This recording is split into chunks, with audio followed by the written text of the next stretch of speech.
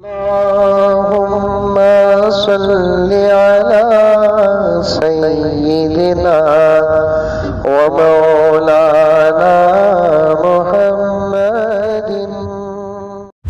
हयातुल हैवान के मुकद्दमे में एक बात बड़ी अच्छी मैं कई साल पहले पढ़ा, अल्हम्दुलिल्लाह इस वक्त मुझे याद आ रही है। मौलाना तवज्जो चाहता हूँ। अल्लामा कमालुद्दीन दिमेरी रहमतुल्लाह अलैह हयातुल हैवान एक ज़बरदस्त किताब लिखे हैं।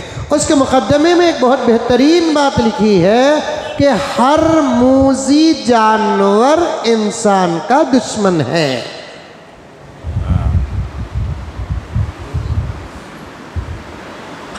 उससे दोस्ती की उम्मीद नहीं रख सकते आप।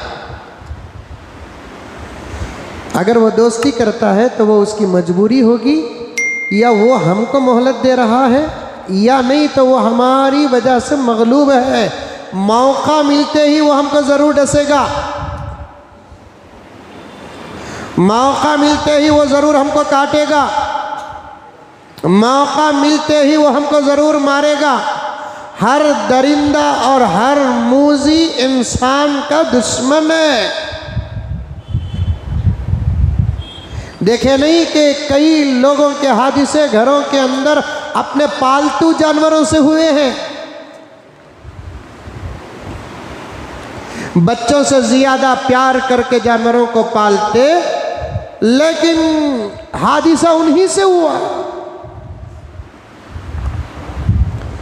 कुत्तों से प्यार और मोहब्बत तो इस वक्त दुनिया का एक मिजाज बन चुका है, मगरिबी ममालिक की आदत बन चुकी है। कुत्तों से प्यार और मोहब्बत, कुत्तों को पालना।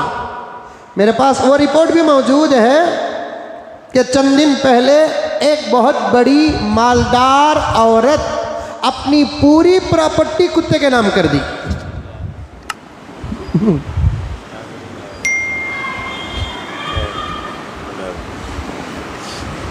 कितना खुशनसीब है कुत्ता वो। और माल के हरीस।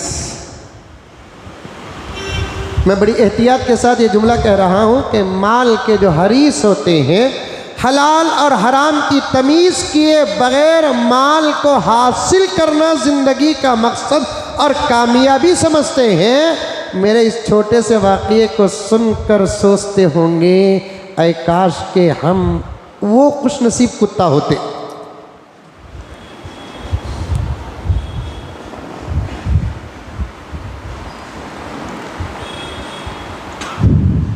गलत तरीके से माल का तलबगार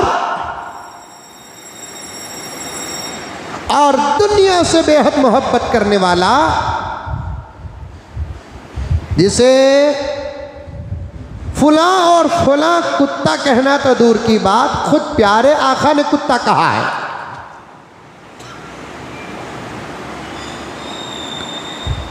अब दुनिया जीफा, दुनिया एक मुर्दार है, मुर्दार, जिंदा जानवर नहीं, मुर्दार है दुनिया।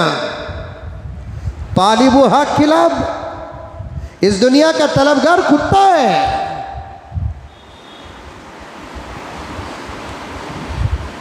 गर्ज बात बहुत गहराई में चले जाएगी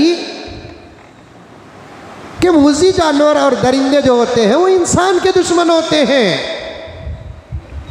अल्लाह का करोड़ों एहसान है कि हमें उस नबी के साए में पैदा किया, जिसके साए में तरबियत का हर निज़ाम मिलता है। क्या खाना, क्या पीना, क्या पहनना, क्या नहीं पहनना। सिर्फ ये असबाख नहीं, बल्कि ये असबाख भी मिलते हैं कौन सा जानवर पाल सकते हैं और कौन सा जानवर नहीं पालना। इसका सबक भी इस्लाम में है। जोर से बोलो सुभान अल्लाह।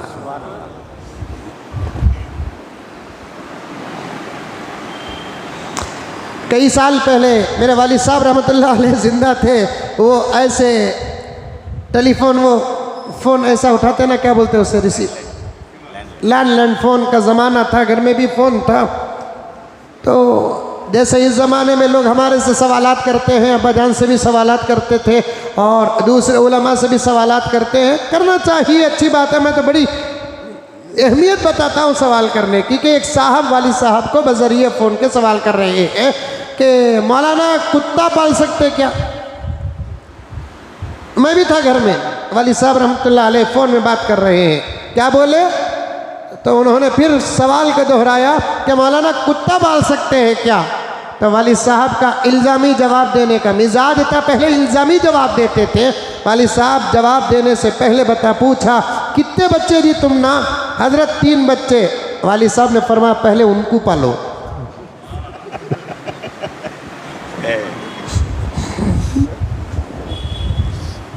क्या जरूरत है।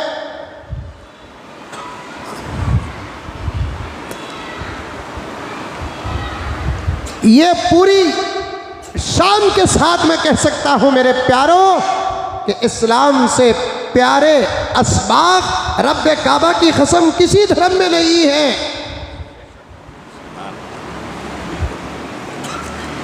मूजी जानवर पर बात आ गई, तवज्जो के साथ सुनो।